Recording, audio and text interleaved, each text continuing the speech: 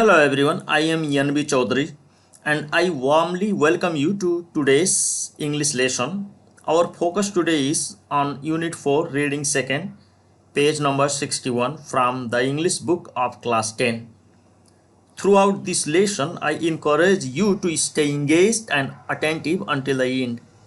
Together we will explore the content and deepen our understanding of the material. So let's begin our journey into the fascinating world of English literature. Reading 2nd. Look at the picture below and answer the following questions. So we have three questions. A. What are the people in the picture doing? B. Why are they doing these activities? And C. Who do you think is better at serving the god? Why? In the first picture, a farmer is plowing the fields, and in the second picture, a girl is praying early in the morning. B number. Why are they doing these activities? The man in the first picture is doing so in order to carry out his livelihood, whereas the woman in the second picture is doing so in order to satisfy her mind and soul. Question number C. Who do you think is better at serving the god? Why? In my opinion, the man in the first picture is serving the god because he is working hard rather than idly sitting and praying to God. Leave this chanting and singing. So the title means stop chanting and singing. मन्त्र उच्चारण गर्न र भजन गाउने काम छोड्देऊ. Leave this chanting and singing and telling of beads. So here the poet urges to stop engaging in religious rituals such as chanting, singing and counting prayer beads. Telling of beads भनेको माला जप्नु.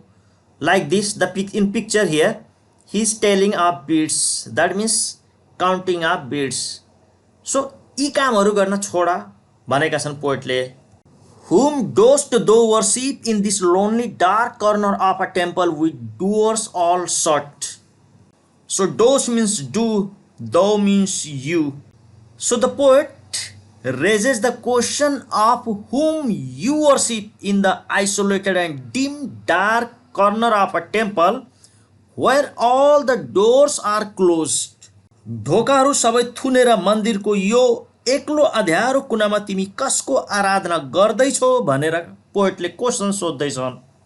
Open thine eyes and see thy God is not before thee. So here thine again means your and thy TSY again means your. So here the speaker urges the individuals to open their eyes and realize that God is not before you in the temple because God is not confined to a temple. The passage suggests that a temple is not the only place where the divine, or you can say the Almighty God, is present in the world.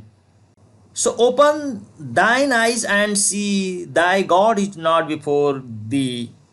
तिमी आफ्ना आँखाहरू खोला र हेर तिम्रा भगवान तिम्रो सामु हुनुहुन्न.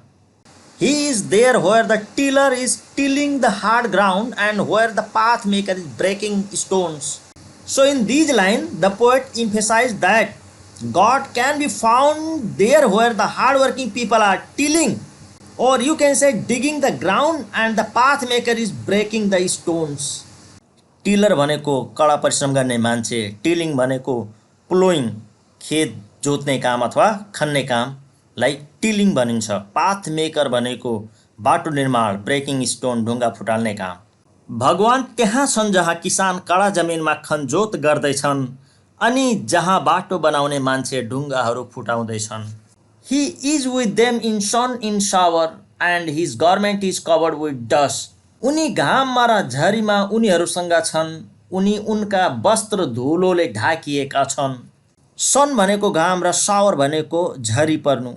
गार्मेन्ट भनेको क्लोथ लुगा, डस्ट भनेको धुलो. So the line further reinforces the idea that God is present with people in the sun and in the rain as well. And because he is with these men, his garment, or you can say his cloth, is covered in dust like those who are working in the field. र भगवानको लुगा पनि ती फिल्डमा काम गर्ने मान्छेको लुगा जस्तै फोहोर भएको छ. डस्टले कभर भएको छ। Put off the holy mantle and even like him come down on the dusty soil. तिम्रो पवित्र वस्त्र फुकाला अनि उनी जस्तै भएर धुलम्मे माटोमा तल ओर्ला। So the speaker encourages the person to unwear the holy cloth and even like the tiller or the farmer come down on the dusty soil and work hard. The dusty soil represents the real world where people live and work. Tagore is saying that God is not found in temples or churches but in the everyday life of people. He is calling on people to leave behind the religious ritual and to connect with God through their work. Similar to God is present in dusty soil of everyday life. Deliverance. Where is this deliverance to be found? Deliverance means freedom. मोक्ष अथवा मुक्ति. So यो मोक्ष कहाँ पाइन्छ? The word deliverance is referring to spiritual liberation or salvation. So the poet is asking where this true deliverance can be found, and he is suggesting that it is not to be found in religious ritual or practices. Our Master himself has joyfully taken upon him the bonds of creation. He is bound with us all forever.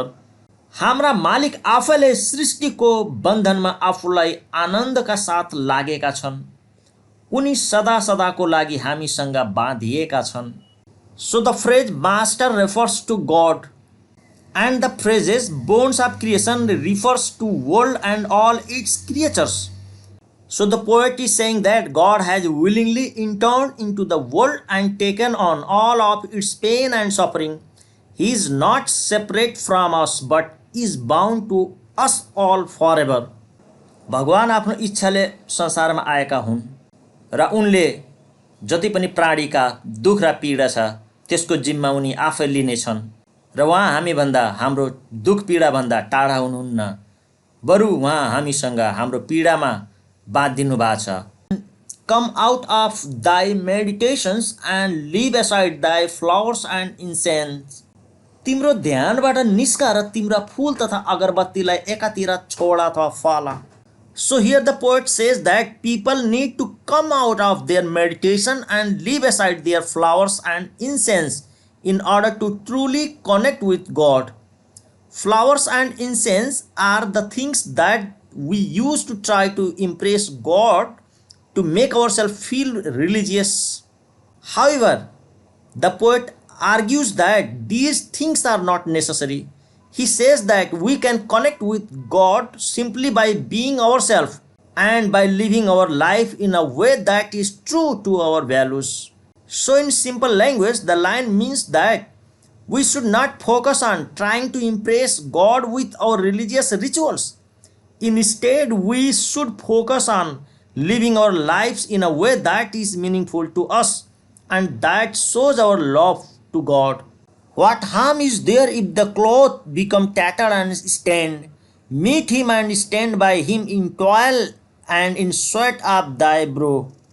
Tattered भनेको फाटेको, stained भनेको दाग लागेको. So poet भन्दैछन् के नोक्सानी हुन सक्छ यदि तिम्रा कपडा च्यातिएका छन् र मैलिएका छन् भने? भगवानलाई भेट र परिश्रम र तिम्रा आँखी भाउको पसिना लिएर भगवानको छेउमा उभ।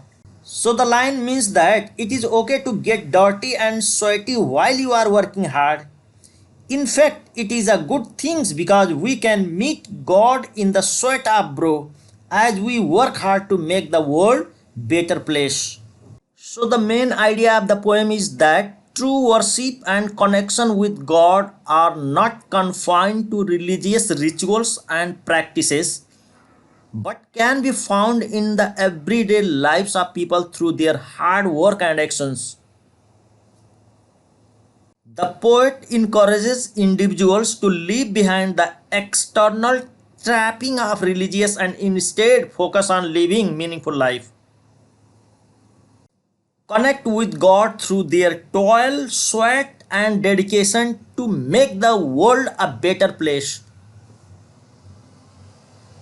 तसर्थ कविताको मुख्य विचार यो छ कि ईश्वरसँगको सम्बन्ध धार्मिक संस्कार र अभ्यासहरूमा सीमित छैन, तर मानिसहरूको दैनिक जीवनमा उनीहरूको कडा परिश्रम र कार्यहरूबाट पाउन सकिन्छ।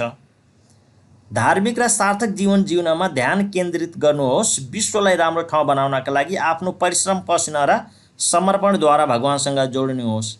भन्न खोजेको, भगवानसँग यदि हामी जोड्न चाहन्छौँ भने त्यसको लागि एउटा मात्रै उपाय छ, त्यो हो हार्ड वर्किङ। पूजापाठ गरेर भगवानसँग जोडिन सकिन्न।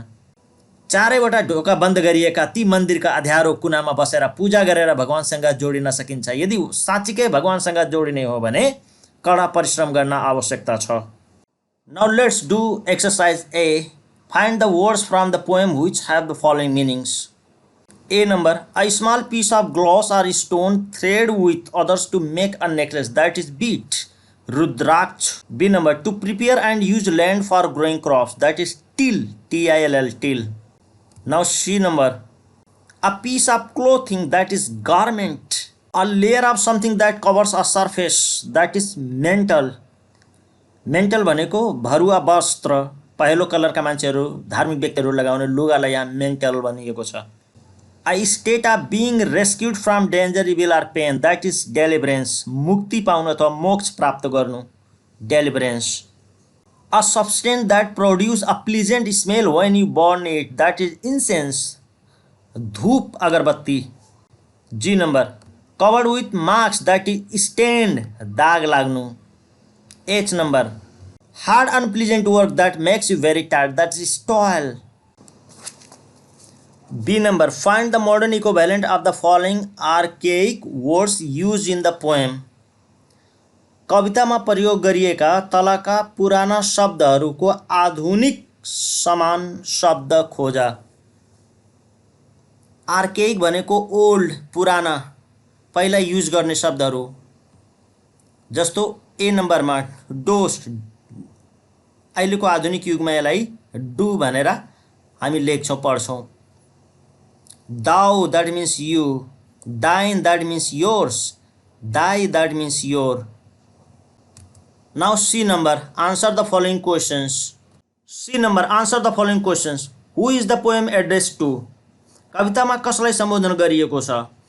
The poem is addressed to all those who worship God in search of deliverance. So यो पोएममा ती सम्पूर्ण व्यक्तिहरूलाई सम्बोधन गरिएको छ जसले भगवानको पूजा मुक्ति प्राप्त गर्नका लागि अथवा मोक्ष प्राप्त गर्नका लागि गर्छन्, ती व्यक्तिहरूलाई सम्बोधन गरिएको छ। What does the speaker advise people? वक्ता मानिसहरूलाई के सल्लाह दिएका छन्? The speaker advises people to worship tiller and their work and to leave the chanting, singing and counting the beads. स्पिकरले ती टिलरहरूलाई पूजा गर्नुपर्ने र ती टिलरले गरेको कडा परिश्रमलाई पूजा गर्नुपर्ने र stop the chanting and singing and counting the beads भनेर उनले एडभाइस गरेका छन्। Question number C, where do people try to find the god? मानिसहरू भगवानलाई कहाँ पाउने कोसिस गरेका छन्? So people try to find the god in the dark corner of a temple in chanting and worshipping. Question number D, where according to the speaker does the god actually reside? Speaker अनुसार भगवान वास्तवमा कहाँ विराजमान हुनुहुन्छ? According to the speaker, the God actually resides where the tiller is tilling the hard ground and the pathmaker is breaking the stone. Question number E, how can people have a glimpse of God? मानिसहरूले भगवानको दर्शन कसरी पाउन सक्छन्? So people can have a glimpse of God by working hard in the rain and in the sun. Question number F, why can't the God rescue people? भगवानले मानिसहरूलाई किन बचाउन सक्दैनन्? अब यहाँ मानिस भनेको ती मन्दिरमा बसेका मानिसहरू, पुजारीहरूलाई किन बचाउन सक्दैनन् भन्न खोजिएको छ। So the God cannot rescue people because God does not exist in temple where people are chanting, singing and counting the beads. God is bound with those people who are working hard in the sun and in the rain. So भगवान ती मान्छेहरूले बचाउन सक्दैनन् जो टेम्पलमा बसेर भजन कीर्तन गर्दैछन्, पूजा पाठ गर्दैछन् र रुद्राक्ष काउन्ट गर्दैछन्, किनभने गड भनेका ती व्यक्तिहरूसँग छन् जो कडा परिश्रम गरेका छन् घाममा र पानीमा। Question number G, what does the speaker ask people to do in the last stanza? अन्तिम स्टेन्जामा स्पिकरले मानिसहरूलाई के गर्न भन्दछन् त? So the speaker ask people to stop their meditation and put aside flowers and incense They are also encouraged not to worry if their clothes become tattered and stained, but to meet and stand by God through hard work and dedication. Question number D. Do you believe in the existence of God? What do you do to please Him? Share your opinion. के तिमी भगवानको अस्तित्वमा विश्वास गर्छौ? भगवानलाई खुसी पार्न तिमी के गर्छौ? तिम्रो विचारहरू सुनाऊ. You can write answer in the following ways. Yes, I believe in the existence of God. I have a strong and complete faith in God. I do the following things to please the God. भगवानलाई खुसी पार्न म तलका कामहरू गर्छु. I do work hard. I believe God lives in us. So, whenever we do good and hard work, He will be happy. I am kind and support the needy ones. भगवानलाई खुसी पार्नका लागि म दयालु हुन्छु र I support the needy ones. आवश्यकता परेका व्यक्तिहरूलाई सपोर्ट गर्छु, मद्दत गर्छु. I respect elders and love youngers. ठुलोलाई सम्मान र सानोलाई माया गर्छु. Let's now attempt to perform page number 64. So match the following imperative sentences with their functions. It means kindly tell me where the bus park is. यो sentence को function भनेको making a request हो. त्यस्तै B number, go straight and take the first turn on your right. Giving direction. यो sentence ले direction दिएको छ. C number, cook the rice in medium heat until it turns tender. यसमा instruction दिएको छ, giving instruction. त्यस्तै D number, please join us on the tour. Making an invitation. Invitation गरिएको छ. E number, don't feed the animals in the zoo. यसमा warning गरिएको छ, चेतावनी दिएको छ. Wear warm cloth, giving advice. Advice दिएको छ. G number, put your hands up, making a command. Command गरिएको छ. Get out of here at once, making an order. Order गरिएको छ. Let's go for a walk. Suggestion गरिएको छ, suggesting. त्यस्तै B number, change the following imperative sentences into negative. यहाँ दिएको सेन्टेन्सहरू जम्मै imperative sentence हो and we have to change them in negative form. So mostly यदि भवबाट सेन्टेन्स सुरु भएको छ भने त्यसको नेगेटिभ अगाडि डु नट लेख्ने र बाँकी सबै सेन्टेन्सहरू सार्दिने. र यदि लेटबाट सुरु भएको छ भने लेट त्यस पछाडि अब्जेक्ट लेखेर अनि नट लेखेर पछाडिको सेन्टेन्सहरू सार्ने हो. जस्तो यसमा turn left at the junction भनेको छ. यो इम्परेटिभ सेन्टेन्स भएको कारणले गर्दाखेरि डु नट टर्न लेफ्ट भन्न पर्यो. त्यस्तै B number, please open the door. Please अगाडि भयो नै, ओपन द डोर, ओपनको अगाडि हामीले डु नट लेख्यौँ, बाँकी पछाडि सार दिएका छौँ. Let him tail I story. यसमा लेट हिम, लेट भब भयो, हिम भनेको अब्जेक्ट भयो. यो कारणले गर्दाखेरि लेटसँग रिलेटेड सेन्टेन्स छ भने पहिला लेट त्यस पछाडि अब्जेक्ट अनि नट लेख्नुपर्ने हुन्छ. Let him not tell I story यसरी लेख्ने. पुट आउट द लाइट, यसमा भबाट सुरु भएको कारणले गर्दाखेरि डु नट अगाडि राखियो, पछाडिको पुरै सारियो.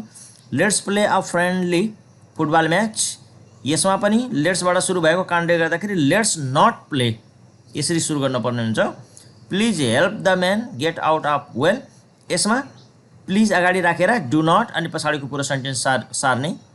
त्यस्तै G number, instruct the people about how they should work, यसमा सेन्टेन्स भबाट सुरु भएको कारणले गर्दाखेरि डु नट अगाडि राख्ने र पुरै पछाडिको सार्ने. त यसरी हामी इम्परेटिभ सेन्टेन्सको नेगेटिभ बनाउन सक्छौँ. त्यस्तै in writing second, it is written study the following notice. So here notice is given र यो नोटिसको आधारमा तल केही रुल्स एन्ड रेगुलेसन्सहरू लेखिएको छ र यस्तै रुल्स रेगुलेसन्स हामीले लेख्न सक्नुपर्ने हुन्छ. जसो चितवन नेसनल पार्कभित्र छिर्नका लागि अथवा त्यहाँ गइसकेपछि के कस्ता रुल्स एन्ड रेगुलेसन्सहरू फलो गर्नुपर्छ त्यो रुल्स एन्ड रेगुलेसन्स यहाँ लेखिएको छ. So you can read yourself, आफै पढ्ने र यसको बेसमा हामीले बी नम्बर गर्ने हो. जस्तो write a set of rules and regulations for the visitors in the following places. You may use the expression given below रे. तल दिएका एक्सप्रेसन्सहरूलाई युज गरेर लाइब्रेरी र हस्पिटलको लागि रुल्स एन्ड रेगुलेसन्सहरू लेख्ने.